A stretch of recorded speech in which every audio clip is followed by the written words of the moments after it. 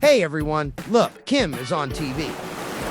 1,000 people die by drowning every day in the world. 1 every 9 minutes in Brazil, where drowning is the second cause of death among 1 and 4 years old. I'm Captain Kim, the lifeguard mascot of SOBRASA. July 23rd is the World Drowning Prevention Day. I'm here to invite you to help me save more lives because anyone can drown. No one should. If you prevent drowning, you are saving a life. Please educate everyone around you not to drown. That's right, King. Anyone can drown. No one should.